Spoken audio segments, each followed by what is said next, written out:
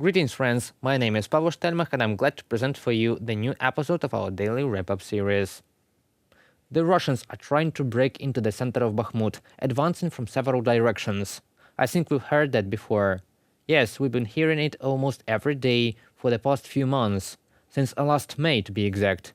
The Ukrainian fortress Bakhmut has been standing for almost a year. One city is holding back the Russian onslaught, and most importantly, there are still civilians who do not want to leave their homes. Of the 70,000 who lived there before the start of full-scale attack, more than 3,000 people remain. Every day they hear thousands of shells exploding nearby. Almost every minute could be the last in their lives. But still they stay on their native land, and that is why our soldiers remain in the city, because this is our Ukrainian land and we will not give it to the enemy. The Kremlin would very much like to capture this city. It has already changed its tactics several times, but the city remains Ukrainian. Although Russia dominates our army in many aspects, the number of soldiers, artillery, shells. Only in one thing they will not be able to surpass us: in courage. After all, despite several months of defense, our soldiers are still standing in the city. The situation around Bakhmut remains difficult. Wagner's assault units are coming from several directions, trying to break through the defense of our troops and advance to the central areas of the city. In the fierce battles, our defenders inflict significant losses to the enemy. All enemy attempts to capture the city are repelled by artillery, tanks and other firepower. The defense of our fortress continues. Alexander Syrsky, commander of the ground forces of the armed forces of Ukraine. A few days ago, Syrsky said that the defense of Bakhmut allows preparations for a spring counteroffensive, and now it is necessary to take time to accumulate reserves and start the spring counteroffensive, which is not far off. Yes, indeed, now there are different options about whether it is worth continuing to stand in the city or whether it is possible to withdraw to prepared positions. After all, now the front in Bakhmut passes through the center of the city, according to British intelligence. Russian forces, represented by mercenaries of the Wagner Group, have taken control of most of the eastern part of the city over the past week. However, today the armed forces of Ukraine continue to hold the western part of Bakhmut and have destroyed key bridges across the Bakhmutka River, which flows through the middle of the city and creates a strip of open terrain from 200 to 800 meters wide. With Ukrainian units able to fire from fortified buildings, the area has become a death zone, likely to make it very difficult for Wagner's forces to continue their advance westward. In less than 1 week since March 6th, in the Bakhmut sector alone, they managed to eliminate more than 1,100 enemy soldiers, which are Russia's irresistible losses there near Bakhmut. In addition, at least 1,500 more sanitary losses of the enemy. These are wounds incompatible with continuing fighting. Plus, dozens of the units of enemy equipment were destroyed. Plus, more than 10 Russian ammunition depots were burned. In general, in recent months, in the battles for the city of Bakhmut, Russian forces lost about 50,000 mercenaries, according to Defense Express. At the same time, Western intelligence cities slightly more modest figures, from 20 to 30,000 mercenaries of the Wagner Group, and the dead may be about a third of them. According to an unmanned high-ranking official from one of the Western countries, Ukrainian partners are now seeing more and more evidence that Russian conscripts are refusing to go into battle in other hotspots along the front line, in particular near Volodymyr, where hundreds of Russian soldiers are killed or injured every day. At the same time, the Wagner PMC is running out of reserves, as the number of men of draft age in Russian prisons, from where the Wagners are recruited, begins to decrease. The mortality rate in Wagner is much higher than in the Russian armed forces. At the same time, the founder of the Wagner Group, Prigozhin, has been publicly criticized in the Russian military leadership for several weeks due to the lack of ammunition and, in his opinion, unreasonable policies. After all, he was the one who promised to take the city, but there is no way he can. But the most interesting thing is that there is a probability that he will not be able to, and even on the contrary, he will move away from the city. Бахмутский узел это старый. We hear every day how Prigozhin, allegedly from Bakhmut himself, denounces the top military leadership of Russia that these are traitors who do not give him ammunition. He says that if Bakhmut collapses, then the entire front will collapse and the Ukrainians will almost reach the state borders of Russia. And you know, his cry is taken up by the entire ultra-fascist Russian cesspool and all by so-called legendary correspondents. They do not name Putin personally yet, they simply denounce Gerasimov and Shoigu. But these questions are already been asked to the Führer. And in this situation, what is Prigozhin interested in now? In the event of a victory at Bakhmut, if the Ukrainian troops are forced to leave, the general staff will still attribute the victory to himself, and Prigozhin will be forgotten. He will be destroyed very quickly. But in the event of the defeat of the Russian Federation, he will become a national hero who wanted to save Putin's Russia, but he was not given. By the way, if you listen or read to the Russian mass media, which I strongly advise against, then you would know that Russia has already captured Bakhmut. Well, almost. And there is still quite a bit left, and the armed forces of Ukraine are not withdrawing their troops because the ground has melted and the roads have washed away. And if the weather was good, then this city would have been captured and perhaps the whole of Ukraine. But they won't succeed because every Ukrainian is against the Russian occupation. No one is waiting for them near their home because the Russians bring death and destruction. And if you still don't understand this, just Google photos from Ukrainian cities: Bucha, Borodyanka, Mariupol, Avdiivka and Marinka. All the destruction is a consequence of the Russian liberation. Who needs it? Putin is losing control over the media. The Institute for the Study of War writes about this, referring to the press secretary of the Ministry of Foreign Affairs of Russia, Maria Zakharova. She purposefully confirmed that there is an infighting within the Kremlin circle, that the Kremlin has relinquished its centralized control over the Russian information space, and that Russian President Vladimir Putin obviously cannot fix it easily.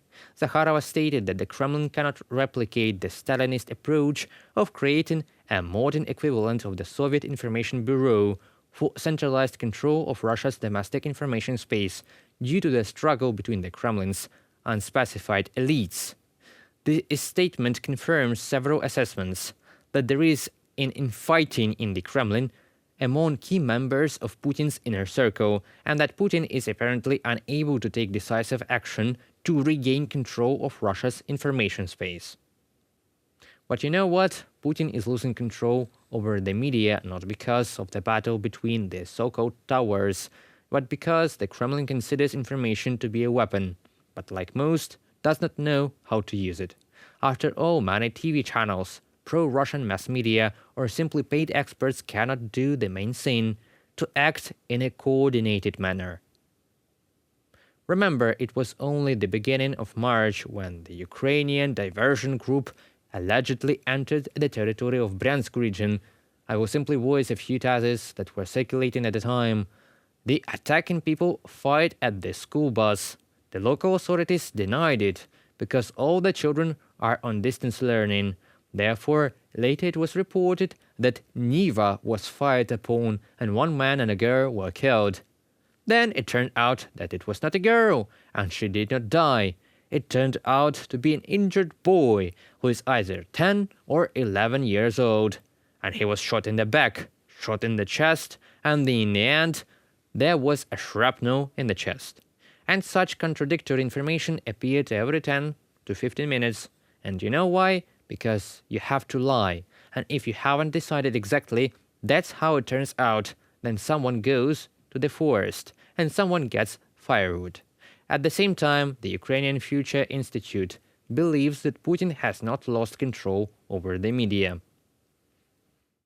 Almost the entire media market is divided between the various Kremlin towers, and it was originally so. Moreover, 2022 was the year of the creation of large groups and their monopolization of the informational agenda of various types of media. For example, the conditional TV is controlled by Gazprom and Kovalchuks. Internet news is for the most part in the hands of technocrats, the Krev-Kirienko group, and for each of the directions it is so. Ukrainian Institute for the Future.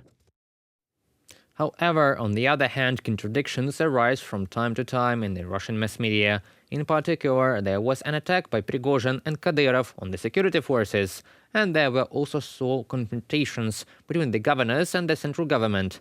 Of course, each of these clashes is accompanied by a small media war inside the Russian Federation.